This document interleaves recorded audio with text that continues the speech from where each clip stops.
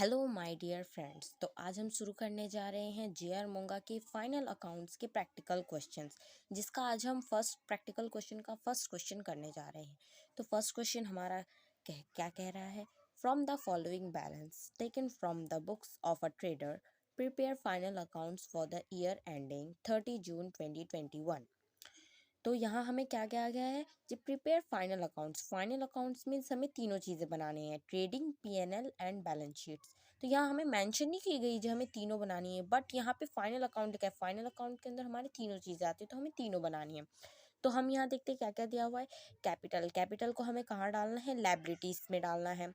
Buildings को हमें कहाँ डालना है? असेट्स में डालना है। मशीनरी हमारी किस में आती है? असेट्स में। डेटर्स हमारा एक असेट्स है। जनरल एक्सपेंसेस, तो ये हमारा जाएगा प्रॉफिट एंड लॉस में। रेंट जाएगा प्रॉफिट एंड लॉस में। ड्राइंग जाएगा हमारा बैलेंस शीट में, जो कि हमारा कैपिटल में से लेस होगा। इलेक्ट्रिसिटी, ये हमारा डायरेक्ट एक्सपेंस नहीं है, तो ये हमारा पीएनएल में जाएगा। कैरेज, ये हमारा डायरेक्ट एक्सपेंस है, तो ये हमारा ट्रेडिंग में जाएगा। कैश एट बैंक, ये हमारा असेट्स है। सन्ड्री क्रेडिटर, ये हमारी लाइबिलिटीज़ है। रिटर्न इनवर्ड, रिटर्न इनवर्ड हमारा सेल्स में से माइनस होता है। रिटर्न आउटवर्ड हमारा परचेज में से माइनस होता है।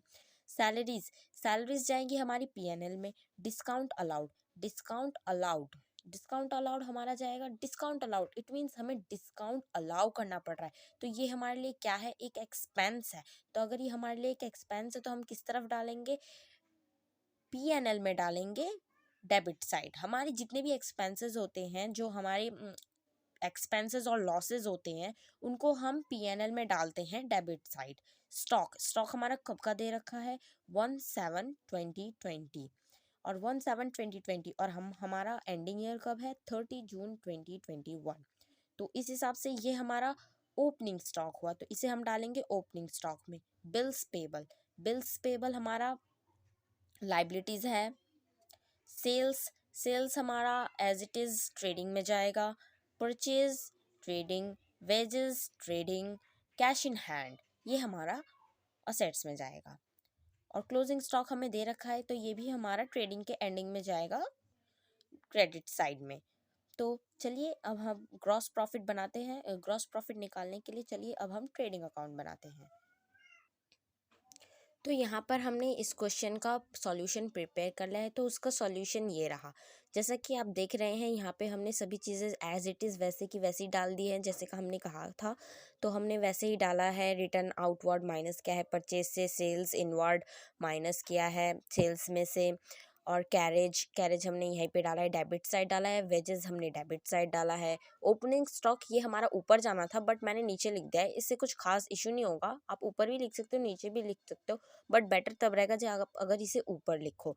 ग्रॉस प्रॉफिट, अब ग्रॉस प्रॉफिट हमारा कैसे निकला? हमने इन दोनों को आपस में बैलेंस किया। हमने यहाँ का टोटल किया, इधर का टोटल किया। जब हमने इधर का टोटल किया तो हमारा 81,260 आया।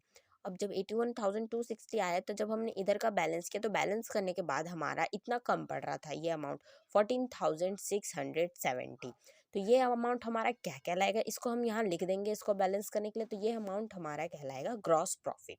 तो हमारा ग्रॉस प्रॉफिट आ चुका है। अब ग्रॉस प्रॉफिट को हम कहाँ ट्रांसफर करेंगे? Transfer to PNL. अब transfer to PNL it means अब ये हमारा क्रेडिट साइड ऐसे ट्रांसफर होता है, जो यहाँ पे ट्रांसफर होगा, जो कि देख रहे हैं आप। और ये हमारा कहाँ से ट्रांसफ़र हुआ है? ट्रेडिंग अकाउंट से। तो ये हमारा कितना अमाउंट? 14,670। अब हमने जनरल एक्सपेंस, हमारा एक्सपेंस था, हमने डेबिट किया 800 से। रेंट हमारा एक्सपेंस था, इसलिए हमने डेबिट किया। सैलरीज हमारी एक्सपेंस थी, इसलिए हमने डेबिट किया। डिस्काउंट अलाउड हमारे लिए थोड़ा सा लॉस था, क्योंकि सपोज इट तुम्हें अगर खुद डिस्काउंट देना पड़ रहा है, तुम खुद को एक मतलब ओनर समझो, तुम्हें खुद डिस्काउंट देना पड़ रहा है, तो तुम्हें लॉस ही होगा ना। तो लॉस अगर होगा तो इसलिए तुम्हारा एक्सपेंस है, तो इसलिए इसे तुम डेबिट करोगे। इलेक्ट्रिसिटी, तुम यहाँ ये सपोज करोगे तो इलेक्ट्रिसिटी तुम्हें पे करना पड़ रहा है, तो ये तुम्हारे लिए एक्सपेंस है। नेट प्रॉफिट, अब यहाँ नेट प्रॉफिट कैसे आया? एज इट इज़ जैसे हमने ऊपर ग्रॉस प्रॉफिट निकाला था, यहाँ पे हम बैलेंस करेंगे, तो हमारा इधर का बैलेंस तो 14,670 आ रहा है। अब यहाँ पे हमने जब बैलेंस किया तो हमारा 8,660 कम पड़ रहा है। तो अब ये हमारा क्या जाएगा? Net profit. अब ये नेट प्रॉफिट बैलेंस करके आएगा। अब नेट प्रॉफिट हम कहाँ ट्रांसफ़र करेंगे? Transfer to capital account. और हम, हाँ एक बात और, जी हाँ, हम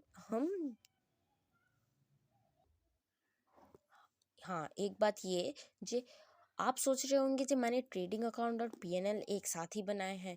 तो हाँ दोस्तों, हमें ट्रेडिंग और पीएनएल एक साथ ही बनाना पड़ेगा, क्योंकि हम सीनियर्स क्लासेस में अब आ चुके हैं। जब हम जूनियर क्लासेस में थे 11th में और 12th में, तो हमें दोनों अलग अलग शो करना पड़ता था।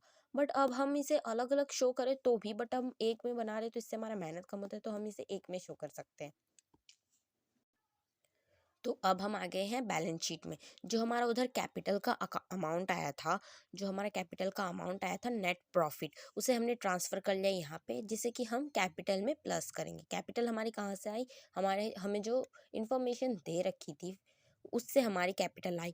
अब उसमें हमने नेट प्रॉफिट प्लस किया, और मैंने कहा था ड्राइंग हमारी लाइबिलिटीज़ है, तो हम इसे लाइबिलिटीज़ में से माइनस करेंगे, क्योंकि हमारा एक पर्सनल एक्सपेंस होता है, तो इसलिए इसे हमें माइनस करना पड़ता है। माइनस करा, अब हमारा बैलेंस कितना है? 43,010 रुपीज़।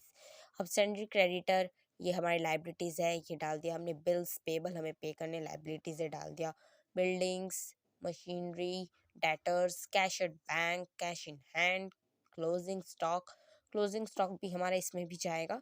अब हमने दोनों को बैलेंस किया, दोनों हमारा सेम आना चाहिए। अगर हमारा दोनों तरफ का बैलेंस सेम नहीं आया, इट मीन्स कहीं ना कहीं हमारी मिस्टेक है।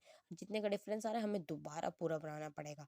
अगर हमारा दोनों मैच हो गया, इट मीन्स आपका बैलेंस शीट करेक्ट बनी है।